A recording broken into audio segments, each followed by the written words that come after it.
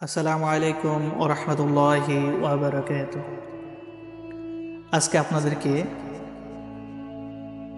কিছু কথা হাদিস থেকে শোনাবো ইনশাআল্লাহ আজিজ, আল্লাহ তাআলা যদি তৌফিক দেন। সন্তানের বিষয়ে আল্লাহ তাআলা বলেন, আদর্শ সন্তান আল্লাহর নিয়ামত। পরিবারের অন্যতম অঙ্গ হলো সন্তান বা ছেলে। দুনিয়াতে আল্লাহর অগণিত নিয়ামতের মধ্যে অন্যতম নিয়ামত আদর্শ বা নেক সন্তান। পিতামাতার জন্য নেক সন্তানকে আল্লাহর পক্ষ হতে শ্রেষ্ঠ উপহারও বলা হয়। পবিত্র কুরআনে মহান আল্লাহ বলেন, ধন, ঐশ্বর্য ও সন্তান সন্ততি পার্থিব জীবনের অলংকার। এই নেক সন্তান দুনিয়ার জন্য বরকতময়, আবার পরকালের জন্য সঞ্চয়পত্র। মানুষের মৃত্যুর পর আমলের সব রাস্তা বন্ধ হয়ে যায়, কিন্তু নেক সন্তান এমন যে মৃত্যুর পরও সে পিতামাতার জন্য নিয়ামতে পরিণত হয়।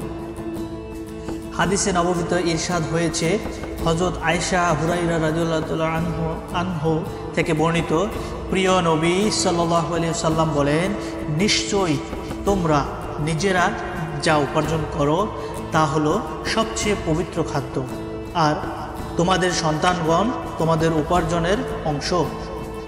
হযরত আবু হুরায়রা রাদিয়াল্লাহু তাআলা আনহু থেকে বর্ণিত, প্রিয় নবী সাল্লাল্লাহু আলাইহি ওয়াসাল্লাম ইরশাদ করেন, কোনো মানুষ যখন মারা যায় তখন তার আমলের পথ রুদ্ধ হয়ে যায়, তবে তিনটি আমল কখনো বন্ধ হয় না। এক, সদকায়ে জারিয়া। দুই, ওই ইলম যা দ্বারা অন্যরা উপকৃত হয়। তিন, নেককার সন্তান যে তার জন্য করে। প্রিয় নবী সাল্লাল্লাহু আলাইহি সাল্লাম আরও বলেন, আল্লাহ তার এক সৎ বান্দাকে জান্নাতের সর্বোচ্চ মর্যাদা দিবেন, অর্থাৎ দান করবেন। তখন সে বলবে, হে আমার প্রতিপালক, এটা কি করে পেলাম আমি?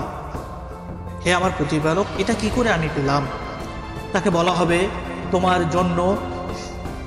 জন্য তোমার সন্তানের ক্ষমা প্রার্থনার কারণে এটি